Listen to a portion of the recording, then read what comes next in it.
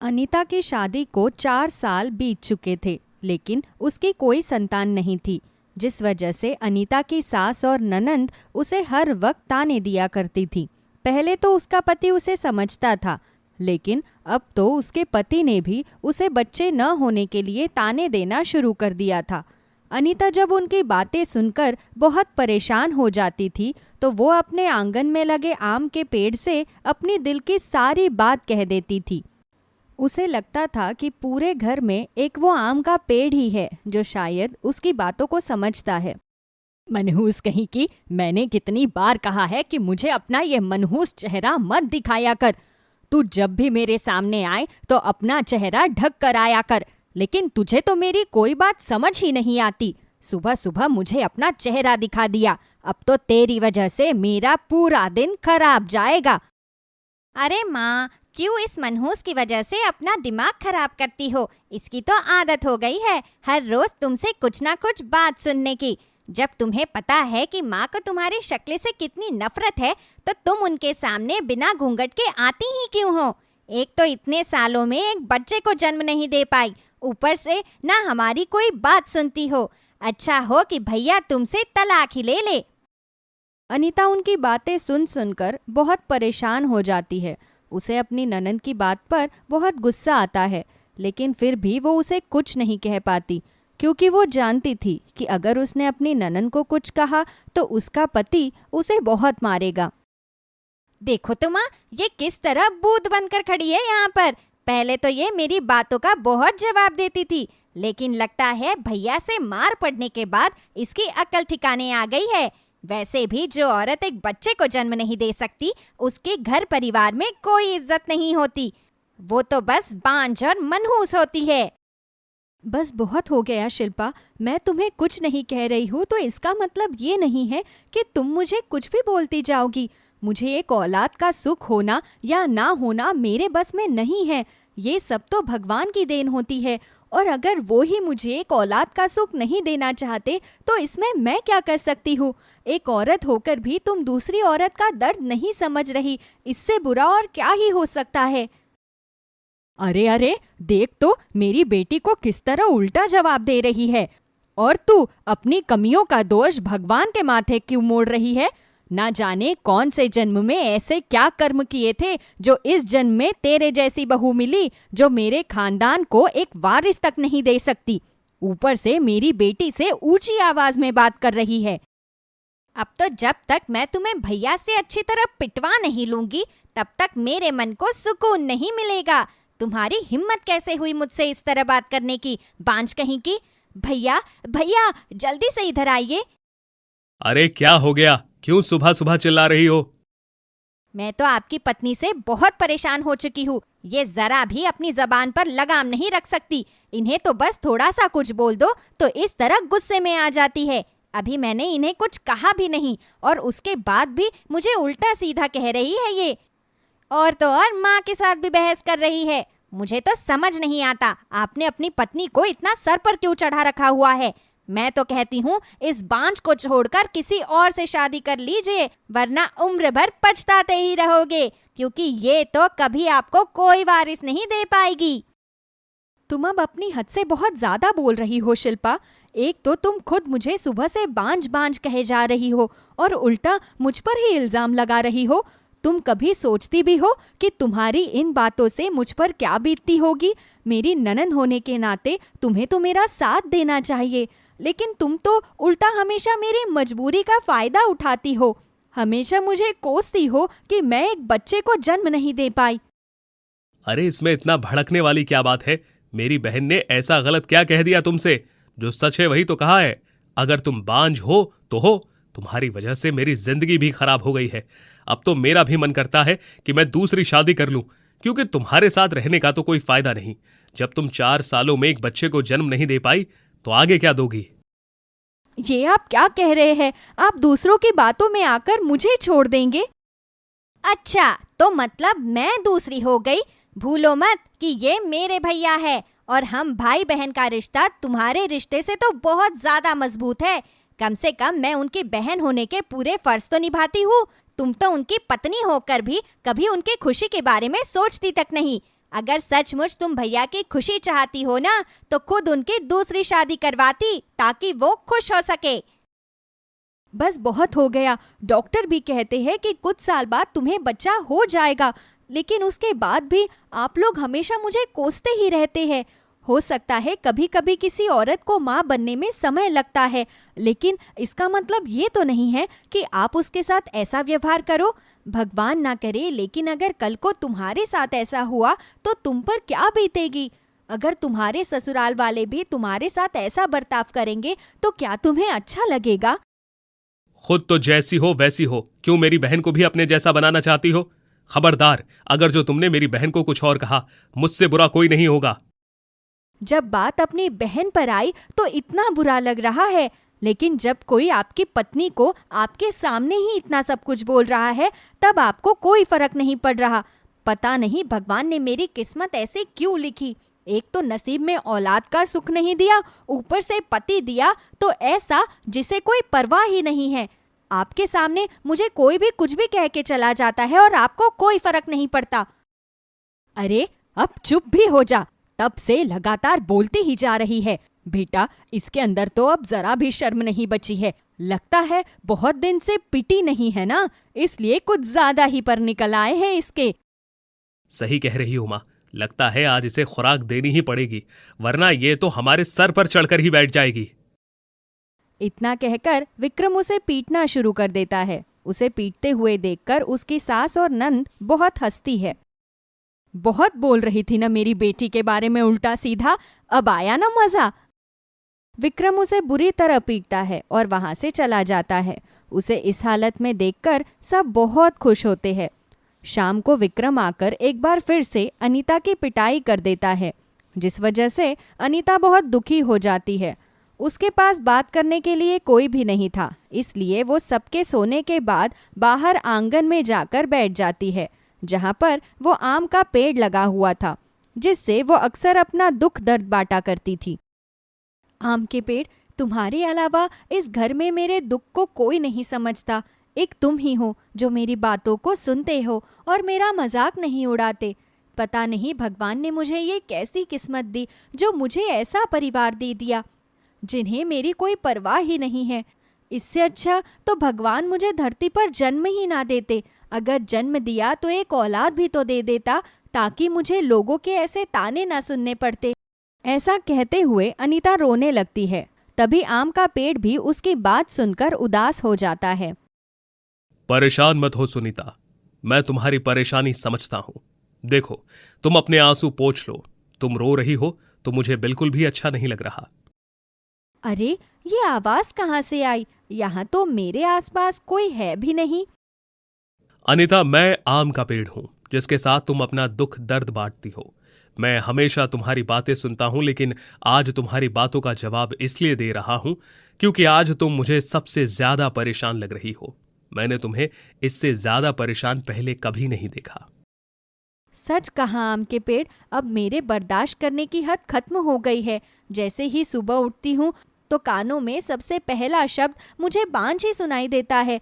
सुबह से लेकर रात तक मेरे कानों में सिर्फ यही शब्द गूंजते रहते हैं। कोई भी मुझे कोसने का एक मौका नहीं छोड़ता। आखिर भगवान ने मेरे साथ ऐसा किया ही क्यों? अनीता, भगवान ने ऐसा क्यों किया वो कोई नहीं जानता, लेकिन कभी कभी कुछ चीजों में थोड़ी देर लग जाती है। हो सकता है कि भगवान ने तुम्हारी किस्मत में 2 या 3 साल बाद संतान का सुख लिखा हो, इसीलिए तुम भगवान को कुछ भी गलत मत कहो। भगवान जो भी करता है सबके अच्छे के लिए करता है, लेकिन इंसान उसे कभी नहीं समझता। जैसे तुम्हारे ससुराल वाले, उन्हें इस समय तुम्हारा साथ देना चाहिए और हर वक्त वो तुम्हें कोसते रहते हैं। आम के पेड़, मैं चाहती हूँ कि मैं इस दुनिया से इतनी दूर चली जाऊं जहाँ पर मेरे मन में इस दुनिया की कोई याद भी ना रहे, क्योंकि यहाँ मुझे कभी भी कोई भी खुशी नहीं मिलती। बचपन में माता पिता चल बसे तो लोगों ने कहा इतनी मनहूस है कि अपने माता पिता को खा गई। शादी हुई तो सबने मुझे बांझ करार दे दिया। जब मेरी जिंदगी में यहाँ पर कभी कुछ अच्छा हुआ ही नहीं तो मैं यहाँ पर क्यों रहूं? मैं तुम्हारी परेशानी समझता हूं अनीता। देखो, मैं एक जादुई आम का पेड़ हूं। हर इंसान को मैं वो दे सकता हूं जो उसे चाहिए, लेकिन कभी कभी मैं भी प्रकृति के नियमों से खिलवाड़ नहीं करता। लेकिन तुम इतनी परेशान हो, इसलिए मैं तुम्हें अपना आम का फल देता हूं। तुम उसे खाओगी तो तुम्हें संतान प्राप्ति जरूर होगी। लेकिन अगर उसके बाद भी तुम्हारे ससुराल वाले तुम्हें परेशान करें तो तुम चिंता मत करना, मैं तुम्हारे साथ हूं। इतना कहकर जादुई आम का पेड़ उसे एक आम देता है। अनीता उस आम को खा लेती है तो कुछ महीनों बाद वो गर्भवती हो जाती है। उसके गर्भवती होने के बाद उसके ससुराल वाले उसे ताने देने बंद कर देते हैं। लेकिन जब वो एक बेटी को जन्म देती है तो वो फिर से उसे कोसने लगते हैं। मुझे तो लगता है कि तू एक बेटे को जन्म देगी, लेकिन तूने तो एक बेटी को जन्म दिया। अब ना तो मैं तुझे अपने घर में रखूंगा और ना ही इस बेटी को, इसीलिए अभी के अभी यहाँ से निकल जा। वो उन्हें धक्के मार कर वहाँ से निकाल देता है। तभी शाम के समय अनीता अपनी बेटी के साथ आम के पेड़ के पास आती है और उसे बहुत कुछ बताती है। तुम चिंता मत करो सुनीता, तुम बस चलो मेरे साथ। इतना कहकर आम का पेड़ एक छोटे से पौधे में बदल जाता है। वो अनीता के आगे आगे चलने लगता है और उसे एक जगह ले जाता है जहाँ पर वो अपने जादू से बहुत आलीशान घर बनाता है। उस दिन से अनीता अपनी बेटी के साथ उस घर में रहने लगती है और वो आम का जादुई पेड़ उनके नए घर के आंगन में लग जाता है, जिसके बाद वो हमेशा उनकी रक्षा करता है। सोनपुर नाम के एक गांव में हरिया अपनी पत्नी कमला के साथ रहता था। गांव में उसका अपना गन्ने का एक खेत था। वो अपने खेत में उगे गन्नों को बाजार में बेचकर अपनी जीविका चलाया करता था। आ गए जी गन्ने बेचकर। अरे ये क्या, आज भी इतने सारे गन्ने बच गए? हाँ कमला, पता नहीं कुछ समय से गन्नों का ये काम बिल्कुल भी अच्छा नहीं चल रहा। पहले तो गन्ने के रस वाला मुझसे सारे गन्ने खरीद लेता था, लेकिन अब वो भी अपना काम बंद करके शहर चला गया। सुबह से ये बस 150 रुपए की कमाई हुई है। बस इतने से पैसे? इन पैसों में तो ठीक से घर का राशन भी नहीं आएगा जी। अगर ऐसा ही चलता रहा तो कल को हमें 2 वक्त की रोटी भी उधार पर खानी पड़ेगी। घर में आटा खत्म होने को है। किशन भैया के पास जाकर थोड़ा आटा ले आइए। हरिया रोटी बनाने के लिए आटा लेकर आता है। पैसों की कमी की वजह से उनके पास खाने को सब्जी नहीं होती, तो वो दोनों अचार के साथ ही रोटी खा लेते हैं। अगले दिन हरिया फिर से बाजार में गन्ने बेचने जाता है। गन्ने ले लो गन्ने, ताजा ताजा मीठे मीठे गन्ने। एक बार जो इन्हें खाए इनका स्वाद का दीवाना हो जाए। आओ और ले जाओ हरिया के खेत के ताजा शुद्ध मीठे गन्ने। हरिया की आवाज सुनकर कुछ लोग उसके पास आकर गन्ने खरीदते हैं। तभी सूट बूट पहना एक रौबदार आदमी हरिया के गन्ने के ठेले के सामने आकर रुक जाता है। अरे भैया, मुझे जरा एक गन्ना तो चखाना। अभी देता हूं साहब। हरिया उस आदमी को धोकर एक गन्ना देता है। वो आदमी जैसे ही उस गन्ने को खाता है तो उसे वो बड़ा ही स्वादिष्ट लगता है। वाह क्या गन्ना है, बहुत समय से इसी गन्ने की तलाश में था मैं। क्या मिठास है इस गन्ने की, इसकी खुशबू से ही पता चल रहा है कि ये कितना शुद्ध और ताजा है। हाँ साहब, ये गन्ना बिल्कुल शुद्ध और ताजा है। मैं इन्हें खुद अपने खेत में उगाता हूं। बताइए आपको कितने गन्ने लेने हैं? नहीं नहीं, मुझे तुमसे गन्ने नहीं चाहिए। मैं चाहता हूं कि तुम इन गन्नों से मुझे शुद्ध गुड़ बना कर दो। मेरा अपना एक ऑर्गेनिक फूड स्टोर है, मैं वहां पर खाने का ऑर्गेनिक सामान बेचता हूं। मुझे तुम्हारे गन्ने का स्वाद अच्छा लगा, इसीलिए मैं तुम्हें 50 किलो गुड़ बनाने का ऑर्डर देना चाहता हूं। अगर तुम्हारे गुड़ की बिक्री अच्छी हुई तो फिर मैं अगली बार और बड़ा ऑर्डर दूंगा। माफ कीजिएगा मालिक, लेकिन हमने कभी गुड़ नहीं बनाया। हमें इसका बिल्कुल भी अनुभव नहीं है। कोई बात नहीं, तुम अपनी पत्नी से बात करना, हो सकता है उसे गुड़ बनाना आता हो।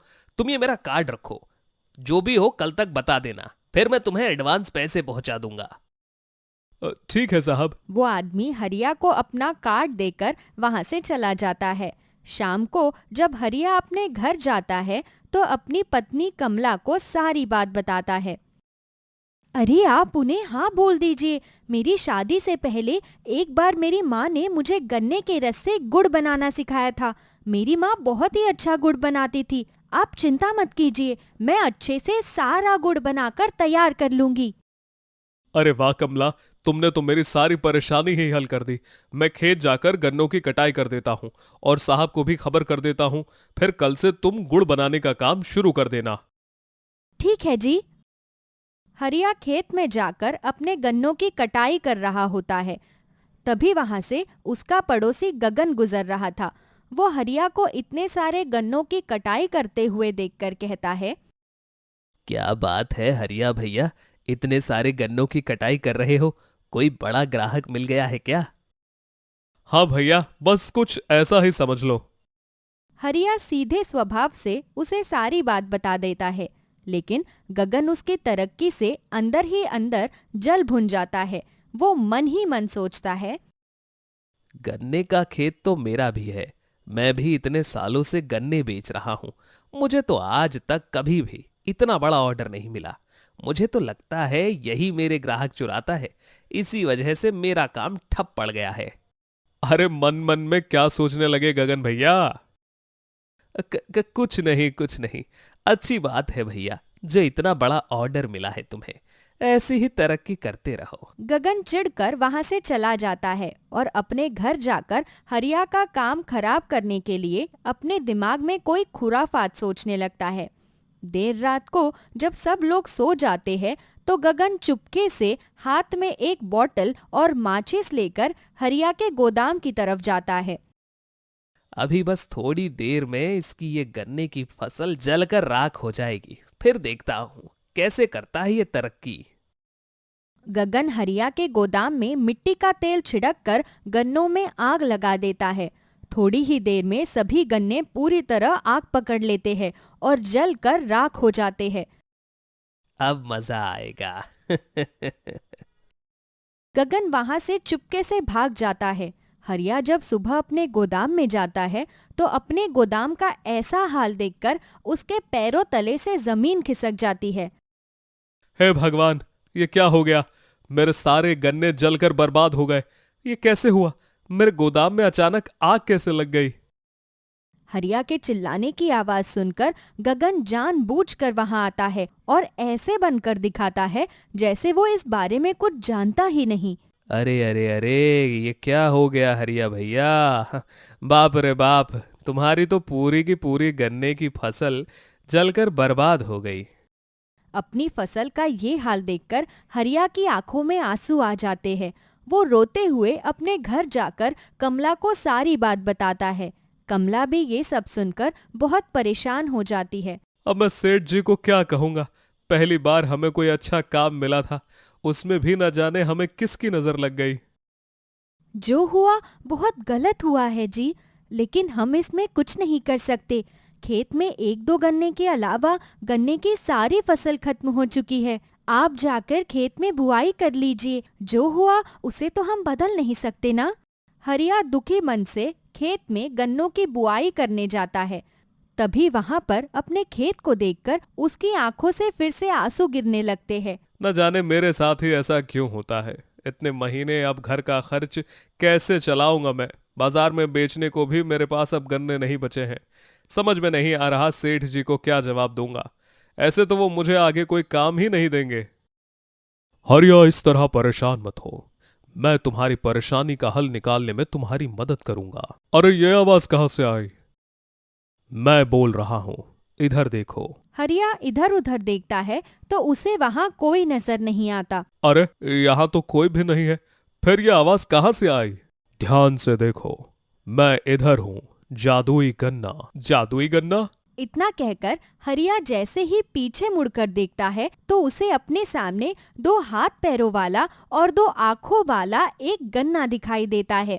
उसे देखकर हरिया को अपनी आंखों पर यकीन नहीं होता। वो अपनी आंखें मसल कर फिर से ध्यान से उसकी ओर देखता है।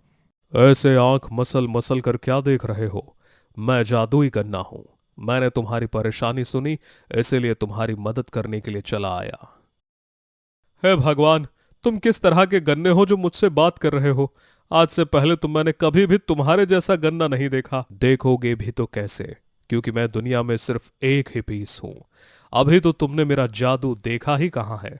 मैं अभी तुम्हें अपनी जादू की एक छोटी सी झलक दिखाता हूं। जादुई गन्ना अपनी आंखें बंद करके अपने हाथों को खेत की ओर घुमाता है तो देखते ही देखते हरिया का पूरा खेत गन्ने की फसल से लहलहा उठता है। ये कैसे किया तुमने? मेरा खेत फिर से हरा भरा हो गया। मतलब मेरी कमला अब आराम से इन गन्नों से गुड़ बना सकेगी। अब मुझे सेठ जी का दिया हुआ ऑर्डर भी कैंसिल नहीं करना पड़ेगा। हाँ, अब तुम्हें अपना ऑर्डर कैंसिल नहीं करना पड़ेगा, लेकिन तुम्हारी पत्नी को इन गन्नों से गुड़ बनाने की कोई जरूरत नहीं। क्या मतलब? अगर कमला इन गन्नों से गुड़ नहीं बनाएगी तो फिर मैं सेठ जी को गुड़ कैसे दूंगा? वो सब तुम मुझ पर छोड़ दो। गुड़ बनाने में मैं तुम्हारी मदद करूंगा। अच्छा, तो फिर मैं मशीन वाले के पास जाकर गन्ने का रस निकलवा कर लेकर आता हूं। अरे हरिया, तुम भी ना बहुत भोले हो। तुम्हारे सामने यह जादुई गन्ना खड़ा है। मैं अपने जादू से कुछ भी कर सकता हूं। अब बस देखते जाओ मेरा कमाल। जादुई गन्ना अपनी आंखें बंद करके अपने हाथों को आगे बढ़ाता है। तभी वहां पर गन्ने का रस निकलने की एक बहुत बड़ी मशीन आ जाती है और साथ ही वहां पर बहुत सारी बड़ी बड़ी कढ़ाइयां भी आ जाती है। अरे वाह, ये तो कमाल हो गया। कमाल तो तुम मेरा अब देखोगे। जादुई गन्ना अब अपने हाथों से खेत में उगे गन्नों को इशारा करता है तो गन्ने खुद ब खुद खेत से निकलकर मशीन के अंदर चले जाते हैं। मशीन खुद ब खुद घूमती हुई गन्नों का जूस निकालने लगती है और सारा जूस वहां पर रखी कढ़ाइयों में इकट्ठा हो जाता है। अब देखना मैं कैसे इस गन्ने के रस से ताजा गुड़ तैयार करता हूं। जादुई गन्ना अपने हाथों से कढ़ाई की तरफ इशारा करता है तो कढ़ाई के नीचे चूल्हा जलने लगता है। अपने आप कढ़ाई के अंदर बड़ी बड़ी कड़छियां घूमने लगती है। देखते ही देखते कढ़ाइयों के अंदर गन्ने का रस पककर तैयार हो जाता है। जादुई गन्ना अपने जादू से गुड़ के उस मिश्रण को साँचों में भर देता है और हरिया की नजरों के सामने वहां कुछ ही देर में ताजा गुड़ बनकर तैयार हो जाता है। जादुई गन्ना अपने जादू से तुरंत ही उस सारे गुड़ को डब्बों में पैक कर देता है। हो गया तुम्हारा 50 किलो गुड़ बनकर तैयार। अब जल्दी से सेठ जी को फोन करो। तुम्हारा बहुत बहुत धन्यवाद जादुई गन्ने। पता नहीं अगर तुम नहीं होते तो मैं क्या करता। मैं आखिर किन शब्दों में तुम्हारा धन्यवाद करूं। हरिया जल्दी से सेठ जी को फोन करता है। कुछ ही देर में सेठ जी अपने एक आदमी को गाड़ी लेकर हरिया के पास भेज देते हैं। वो सारा गुड़ गाड़ी में भरकर हरिया को उसके पूरे पैसे दे देता है। पैसे पाकर हरिया बहुत खुश होता है और जादुई गन्ने का बहुत बहुत धन्यवाद करता है। उस दिन के बाद जादुई गन्ना हमेशा उसके साथ रहता है और अगर कभी भी कोई हरिया की तरफ आंख उठाकर देखे या उसके खेत को बर्बाद करने का इरादा रखे तो जादुई गन्ना खूब अच्छे से उसकी पिटाई करता है।